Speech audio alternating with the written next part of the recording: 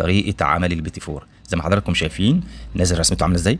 كمان في الفيديو ده هقول لك على ايه هي الاضافه اللي بيحطها الحلوانيه او السر اللي بيحطه الحلواني اللي بيودي البيتي فور وطعم البسكوت في حته ثانيه خالص، اغلب ستات البيوت ما يعرفوش او حتى اليوتيوبر. وده كان الشكل النهائي قبل ما ندخله في الفرن. انا هعمل نص كيلو، يعني الفيديو ده هيبقى مرجع ليكي لو عايزه تعملي كيلو ضربي في 2.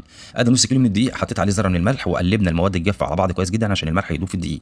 ده 400 جرام من الزبده، يعني كوبايتين من بتوع الشاي، بس شلت منهم معلقه بمعلقه الرز دي زبده وحطيت بعدها معلقه سمنه، يعني 50 جرام من السمنه و350 جرام من الزبده، و125 جرام من السكر البودره، يعني 8 كيلو يا جماعه، يعني كوبايه الا ربع، وبيضتين كاملين وصفار بيضه عليهم كيس فانيليا.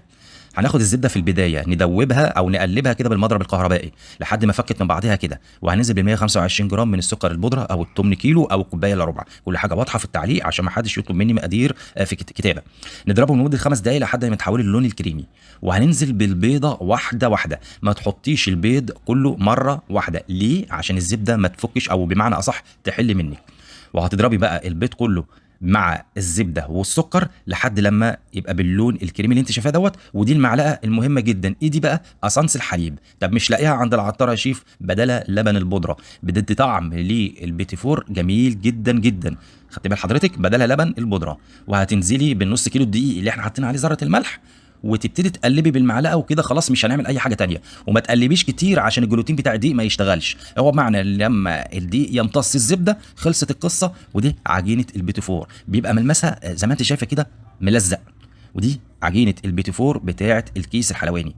خلاص هنيجي بقى هنستخدم القمع البلاستيك دوت، بيتباع عند ادوات مستلزمات الحلوانيه. والتيب بتاعي ده انا هستخدم نوعين، يعني تيبين. ده رقمه 5 اف تي.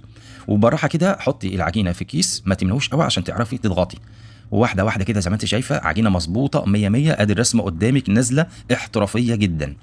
طيب لو انت عايزه تعملي كيلو هتضربي في 2. طب انا عايزه اعمل كيلو ونص، يبقى هتضربي في ايه؟ في 2 ونص. خدت بال حضرتك كده؟ يعني الفيديو ده مرجع ليكي.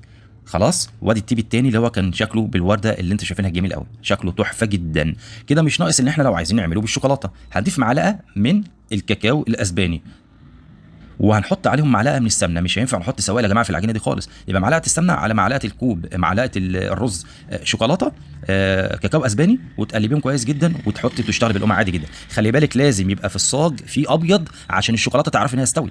يعني زي ما انت شايفه الصينيه فيها ابيض وفيها شوكليت. برضو انا هعمل صينيه ثانيه مليانه كلها شوكليت بس فيها كام واحده بيضه عشان تعرفني ان الصاج استوى. يقعد قد ايه في الفرن؟ حسب الفرن بتاعك على درجه 180 من ربع ساعه لثلث ساعه بيطلع بالشكل النهائي ده. ما تشيلهوش من الصاج غير لما يتهوى ويبرد تماما. انا هزوق بقى بشوكولاته دارك، عملت لها حمام مائي ساخن وعليهم معلقه زيت زي ما انت شايفه كده، والموضوع ده سهل جدا. ودي شوكولاته بالحليب. خلاص كده يا جماعه، يبقى انا استخدمت نوعين بالشوكولاته، انا مش هقفل بمربى.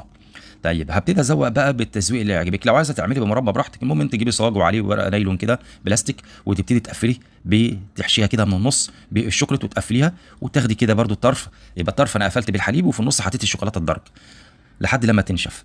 خلاص. والزواقي بقى بفرماسيليا بجوز هند، انا حطيت هنا مكسرات لوز، احط فستق، احط اللي متاح عندك. احنا بقى يعني عملنا نص كيلو فظبطناه على الاخر وكلفنا على الاخر عشان نطلع لكم في الاخر منتج 10 على 10 طبق. يعني انا بسجل وانا صايم، الواحد تعبان بصراحه. شكله تحفه جدا، طعمه جميل قوي قوي قوي. والمعلقه والسر اللي انا قلت لكم عليه ده هو ده اللي بيفرق معاكي. يعني انت بتبقى عامله عجينه البيتي فور جميله جدا بس طعمها مش زي البيتي فور انت بتجيبي من الشارع. جربي طريقتي في عمل البيتي فور وقولي لي ايه رايك في الكومنتات.